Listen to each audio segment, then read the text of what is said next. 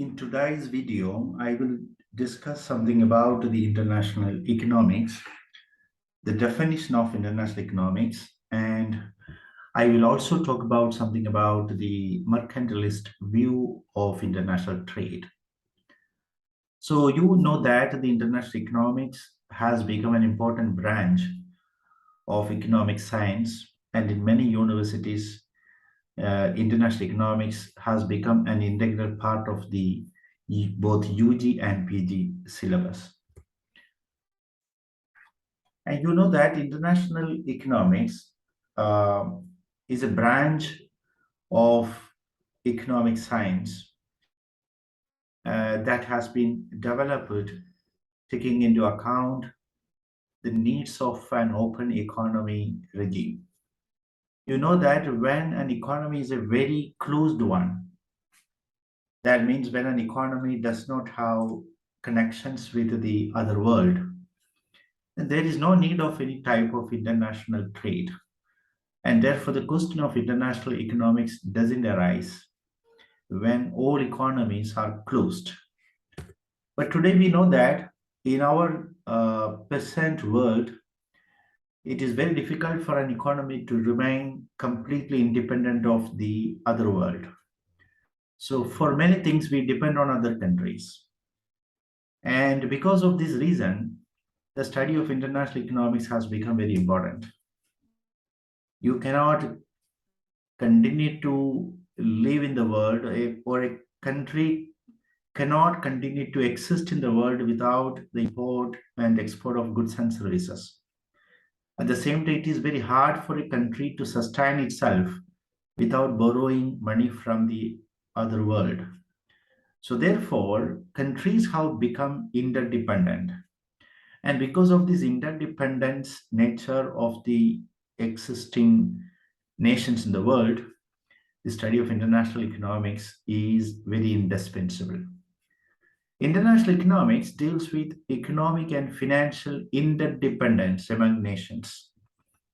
So it is studying the financial and economic interdependence among nations. So the need of international economics comes out of the necessity of countries to have relationship, economic and financial relationship with the rest of the world. International economics analyzes the flow of goods and services, payments, and monies, transaction of monies between a nation and the rest of the world. The policies directed at regulating these flows and their effect on the nation's welfare. So all these things come under the entire framework of the international economics. It deals with the flow of goods and services between countries, payments, transaction of money between a country and the rest of the world. It also studies the policies, trade policies, and it also discusses and studies in detail the effect of trade on the economic welfare of the people of a country. Specifically, international economics deals with international trade theory, international trade policy, balance of payments, foreign exchange market, open economy, macroeconomics. All these things are very important in international economics. So it studies economic theory or trade theory, trade policy, balance of payment positions of the countries, how to interpret balance of payment position, foreign exchange market, the market where currencies of different countries are traded. And it also deals with open economy macroeconomics. Because when an economy becomes open, then naturally whatever happens outside the economy will have certain repercussions on internal matters.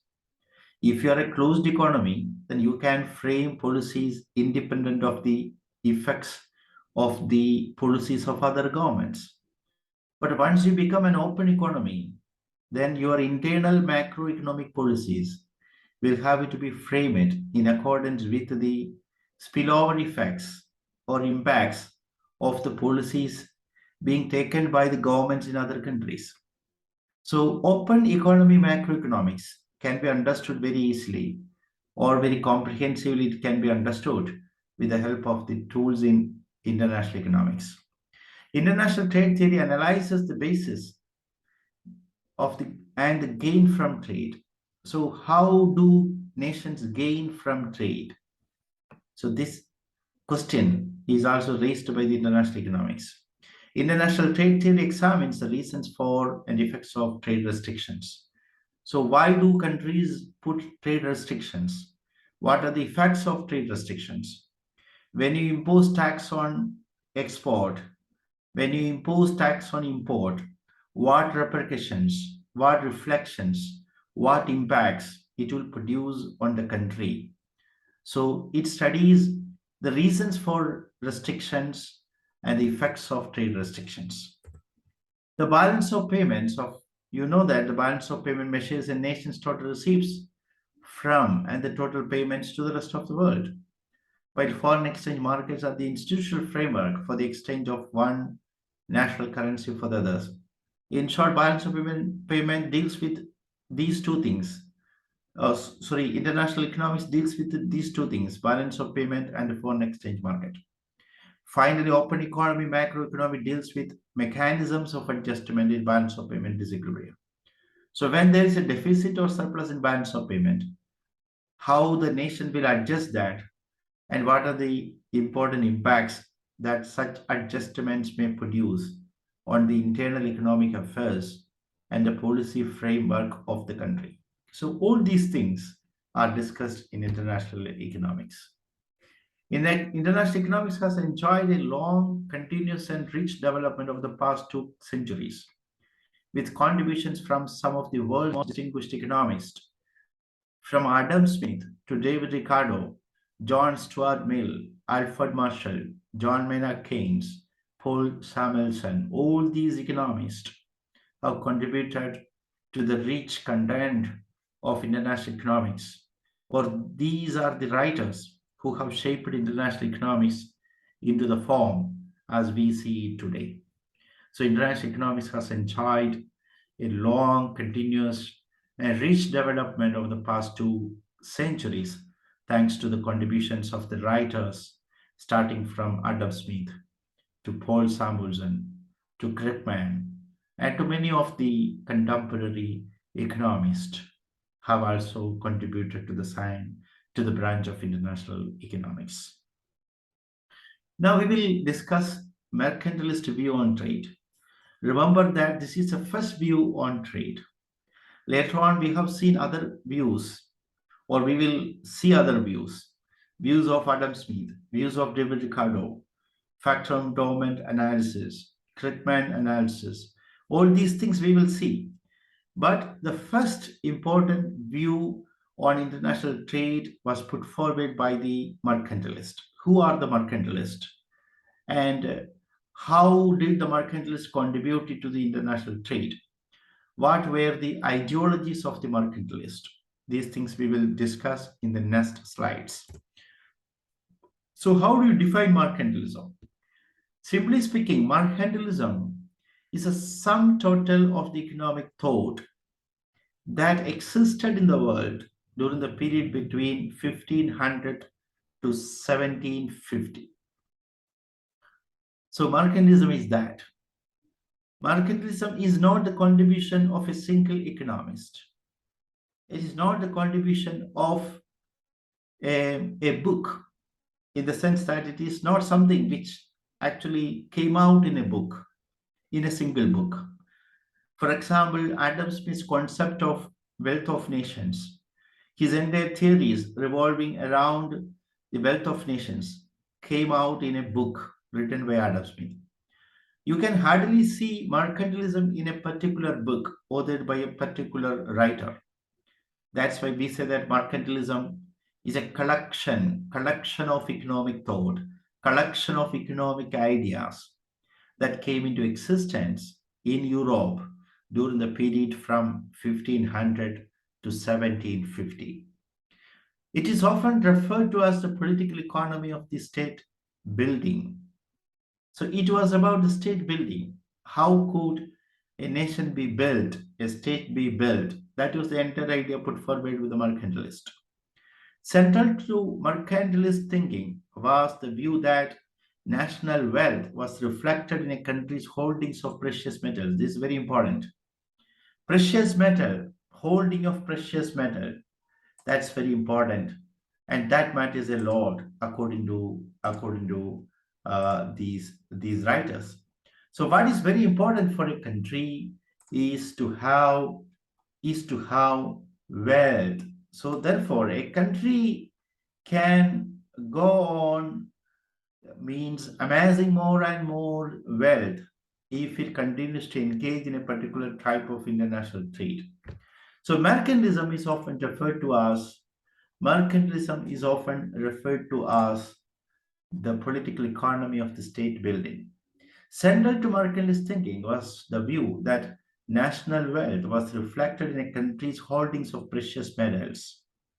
In addition, one of the most important pillars of mercantilist thought was the static view of the world resources. So they believed that the world resources were static. So the static view of the world resource, that's also an important pillar of the mercantilist idea. Economic activity in this setting can be viewed as a zero-sum game in which one country's gain was at the expense of the another. So if one country gains, what does it mean? The other country will lose. So the gain of one country is tantamount to the gain of the other, to the loss of the other country. So that's the idea of the mercantilism. You can grow, but when you grow, the other nation will perish. You can flourish, but the other nation with which you engage in trade will perish. And unless the other nation perishes, you cannot grow. So your growth depends upon how far the other nation will perish. So that's very important.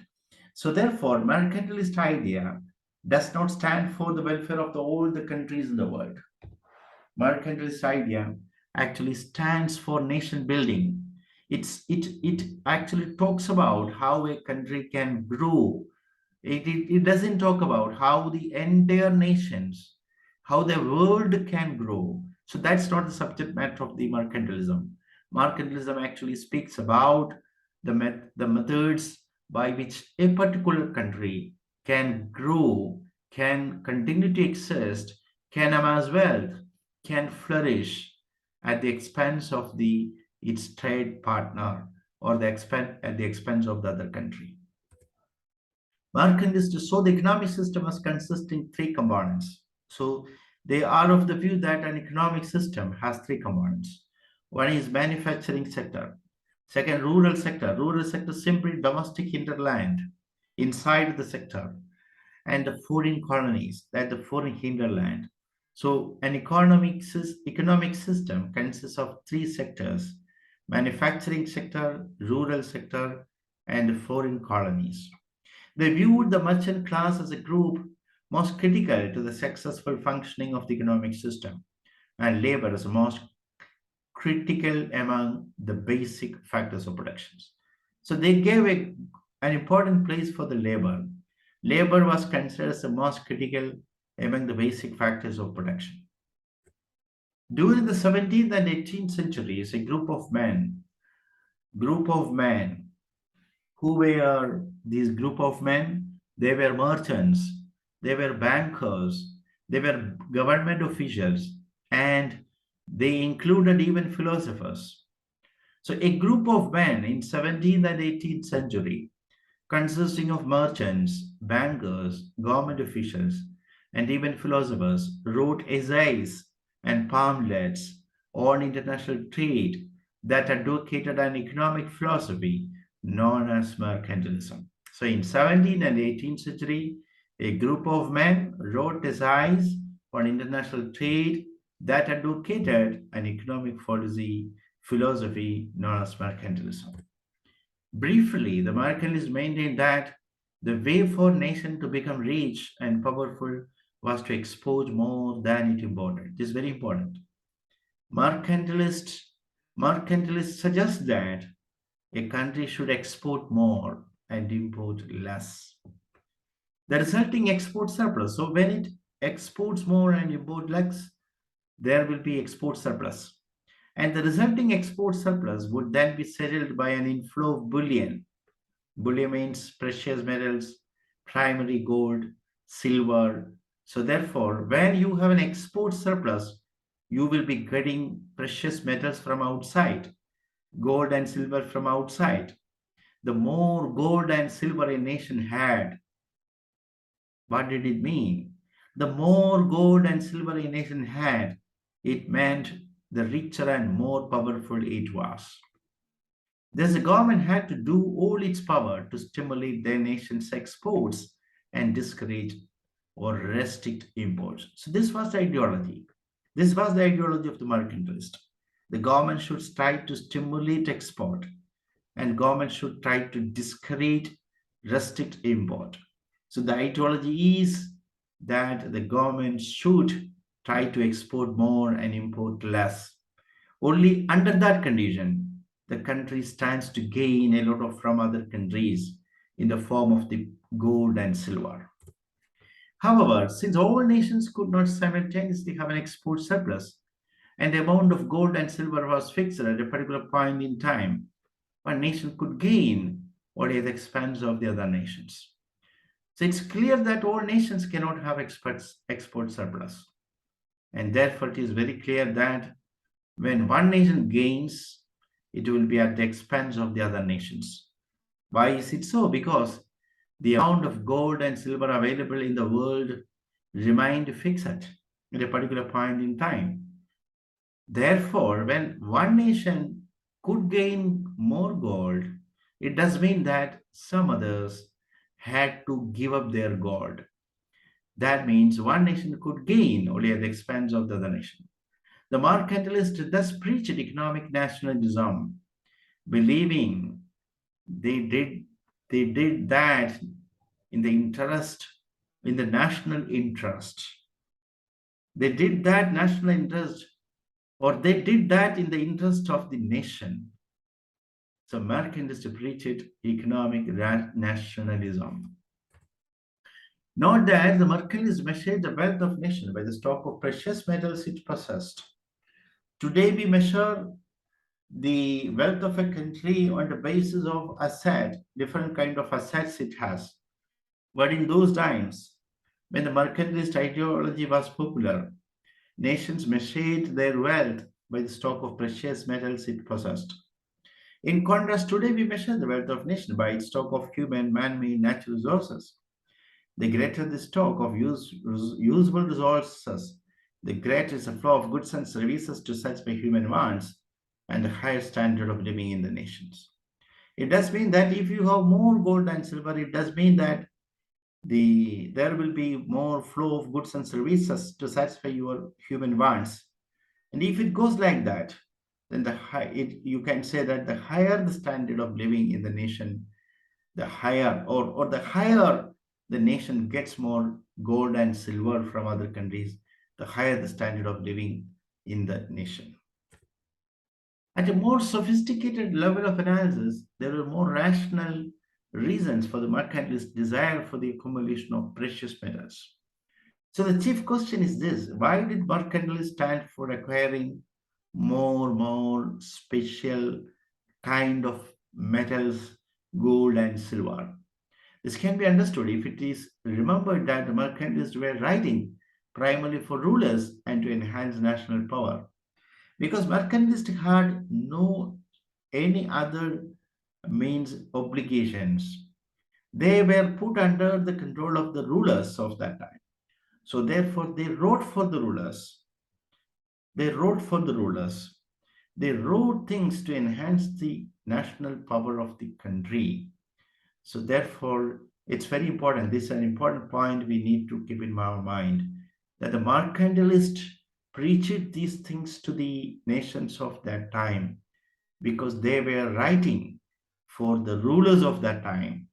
Why were they writing for the rulers? They were writing for the rulers to enhance the national power of such personalities. With more gold, Rulers could attain larger and better armies and consolidate their power at home. Improved armies and navies also made it possible for them to acquire more colonies.